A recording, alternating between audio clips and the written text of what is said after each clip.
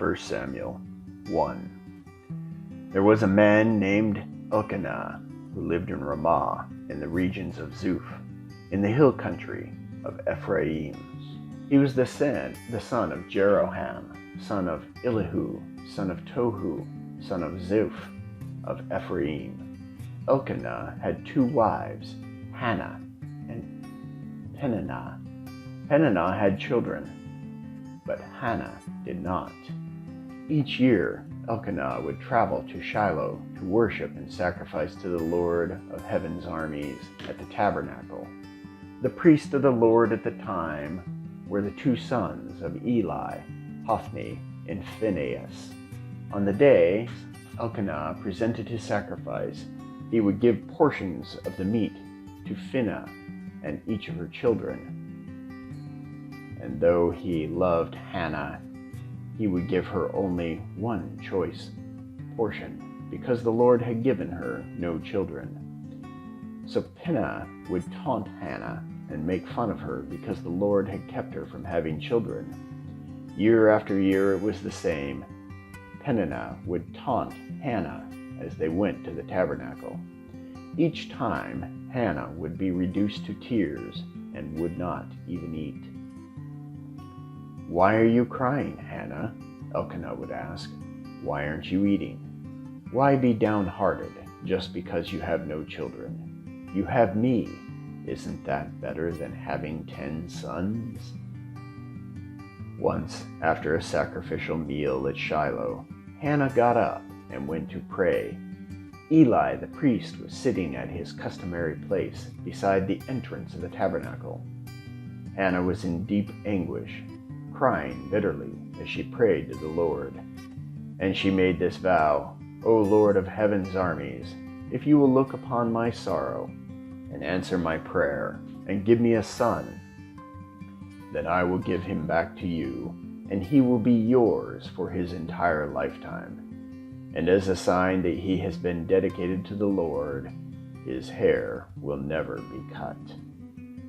As she was praying to the Lord, Eli watched her, seeing her lips moving, but hearing no sound. He thought she had been drinking. "Must you come here drunk?" he demanded. "Throw away your wine." "Oh no, sir," she replied. "I haven't been drinking wine or anything stronger, but I am very discouraged, and I was pouring out my heart to the Lord. Don't think I'm a wicked woman, for I have been praying out of great anguish and sorrow." "In that case," Eli said, "go in peace. May the God of Israel grant the request you have asked of him." "Oh, thank you, sir," she exclaimed. And then she went back and began to eat again, and she was no longer sad. The entire family got up early the next morning and went to worship the Lord once more. Then they returned home to Ramah. When Elkanah slept with Hannah, the Lord remembered her plea, and in due time she gave birth to a son. She named him Samuel, for she said, "I asked the Lord for him." The next year, Elkanah and his family went on their annual trip to offer a sacrifice to the Lord and to keep his vow. But Hannah did not go. She told her husband, "Wait until the boy is weaned. Then I will take him to the tabernacle and leave him there with the Lord permanently." "Whatever you think is best," Elkanah agreed. "Stay here for now, and may the Lord help you keep your promise." So she stayed home and nursed the boy until he was weaned. When the child was weaned, Hannah took him to the tabernacle in Shiloh. They brought along a 3-year-old bull for the sacrifice and a basket of flour and some wine. After sacrificing the bull, they brought the boy to Eli. "Sir, do you remember me?" Hannah asked. "I am the very woman who stood here several years ago praying to the Lord. I asked the Lord to give me this boy, and he has granted my request. Now I am giving him to the Lord, and he will belong to the Lord his whole life." And they worshiped the Lord there. 1 Samuel chapter 2. Then Hannah prayed, "My heart rejoices in the Lord. The Lord has made me strong. Now I have an answer for my enemies. I rejoice because you rescued me. No one is holy like the Lord. There is no one besides you. There is no rock like our God. Stop acting so proud and haughty. Don't speak with such arrogance. For the Lord is a God who knows what you have done. He will judge your actions. The bow of the mighty is now broken, and those who stumbled are now strong. Those who were well fed are now starving, and those who were starving are now full. The childless woman now has 7 children, and the woman with many children wastes away. The Lord gives both death and life. He brings some down to the grave, but raises others up. The Lord makes some poor and others rich. He brings some down and lifts others up. He lifts the poor from the dust and the needy from the garbage dump. He sets them among princes, placing them in seats of honor. For all the earth is the Lord's, and he has set the world in order. He will protect his faithful ones, but the wicked will disappear in darkness. No one will succeed by strength alone. Those who fight against the Lord will be shattered. He thunders against them from heaven. The Lord judges throughout the earth. He gives power to his king. He increases the strength of his anointed one. Then Elkanah returned home to Ramah without Samuel, and the boy served the Lord by assisting Eli the priest. Now the sons of Eli were scoundrels who had no respect for the Lord or for their duties as priests. Whenever anyone offered a sacrifice, Eli's sons would send over a servant with a 3-pronged fork. While the meat of the sacrificed animal was still boiling, the servant would stick the fork into the pot and demand that whatever it brought up be given to Eli's sons. All the Israelites who came to worship at Shiloh were treated this way. Sometimes the servant would come even before the animal's fat had been burned on the altar. He would demand raw meat before it had been boiled so that it could be used for roasting. The man offering the sacrifice might reply, "Take as much as you want, but the fat must be burned first." Then the servant would demand, "No, give it to me now, or I'll take it by force." So the sin of these young men was very serious in the Lord's sight, for they treated the Lord's offerings with contempt. But Samuel, though he was only a boy, served the Lord. He wore a linen garment like that of a priest. Each year his mother made a small coat for him and brought it to him when she came with her husband for the sacrifice. Before they returned home, Eli would bless Elkanah and his wife and say, "May the Lord give you other children to take the place of this one she gave to the Lord." And the Lord blessed Hannah, and she conceived and gave birth to 3 sons and 2 daughters. Meanwhile, Samuel grew up in the presence of the Lord. Now Eli was very old, but he was aware of what his sons were doing to the people of Israel. He knew, for instance, that his sons were seducing the young women who assisted at the entrance of the tabernacle. Eli said to them, "I have been hearing reports from all the people about the wicked things you are doing. Why do you keep sinning? You must stop, my sons. The reports I hear among the Lord's people are not good. If someone sins against another person, God can mediate for the guilty party. But if someone sins against the Lord, who can intercede?" But Eli's sons wouldn't listen to their father, for the Lord was already planning to put them to death. Meanwhile, the boy Samuel grew taller and grew in favor with the Lord and with the people. One day, a man of God came to Eli and gave him this message from the Lord. "I revealed myself to your ancestors when they were Pharaoh's slaves in Egypt.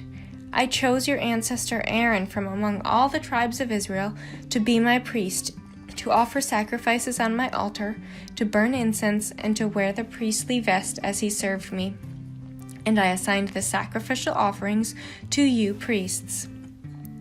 So why do you scorn my sacrifices and offerings? Why do you give your sons more honor than you give me? For you and they have become fat from the best offerings of my people Israel.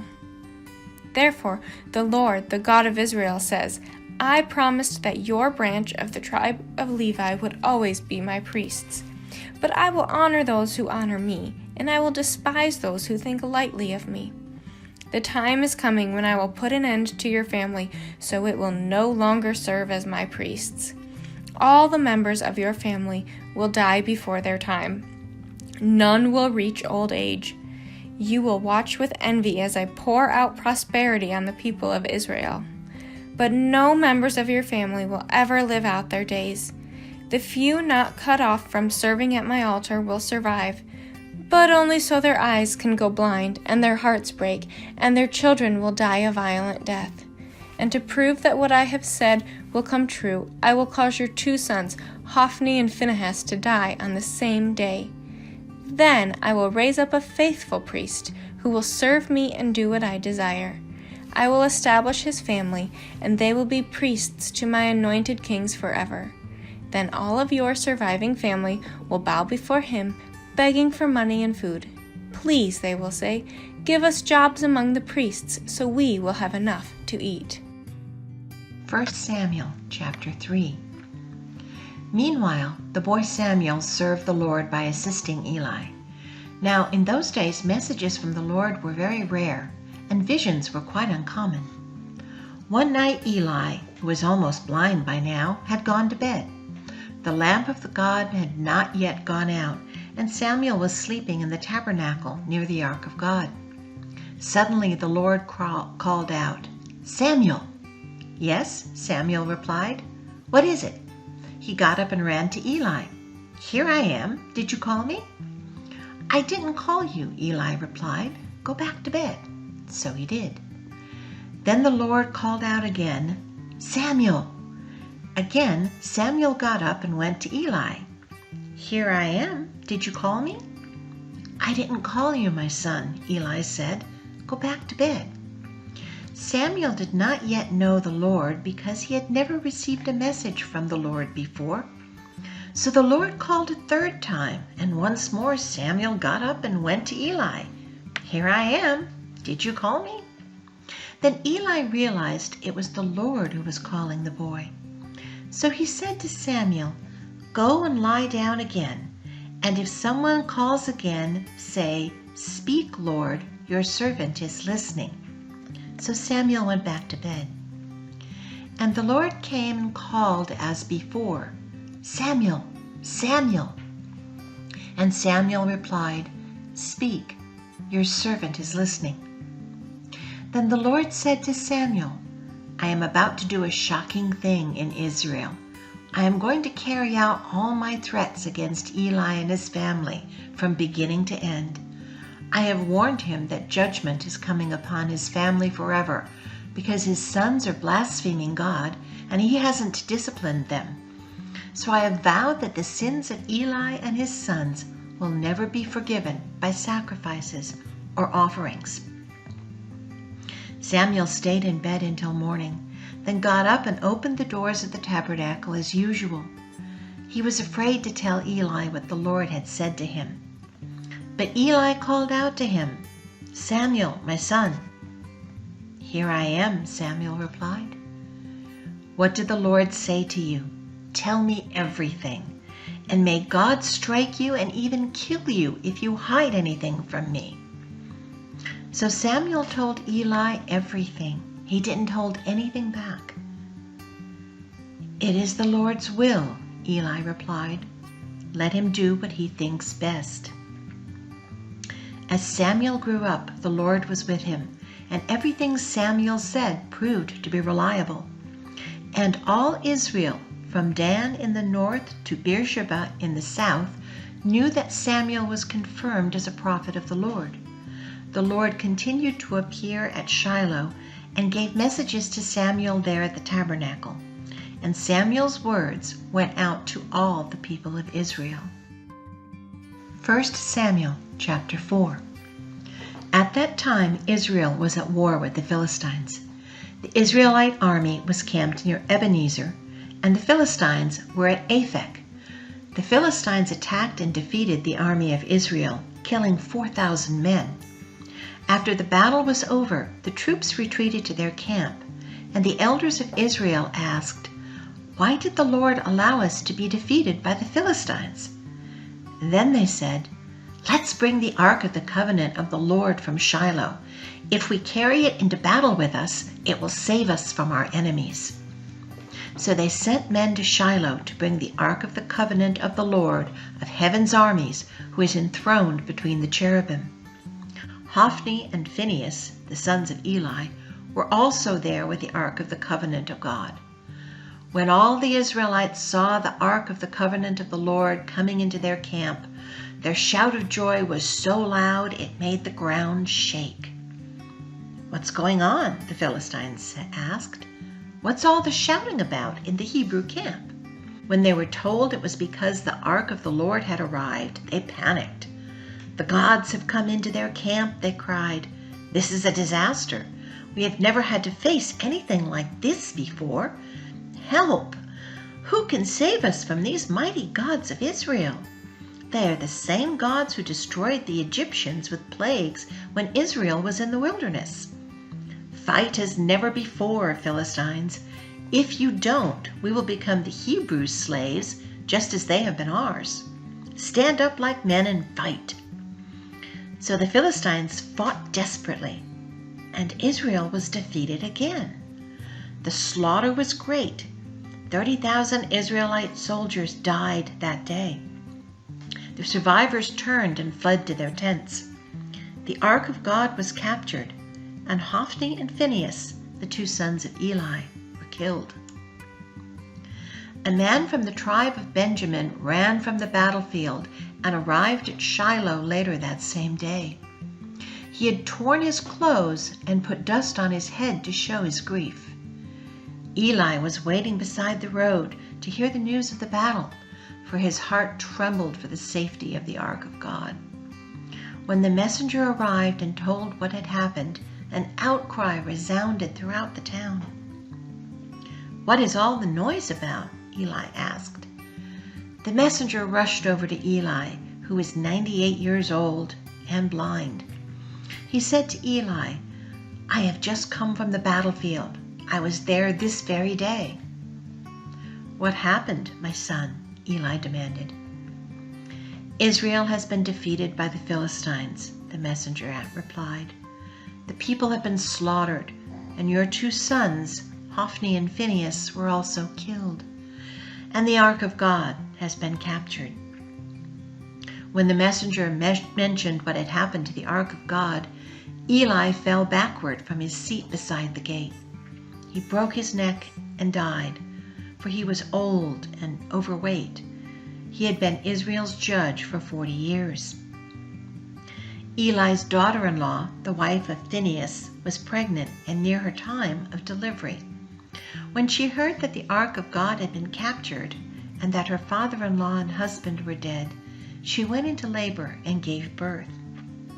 She died in childbirth, but before she passed away, the midwives tried to encourage her. "Don't be afraid," they said. "You have a baby boy."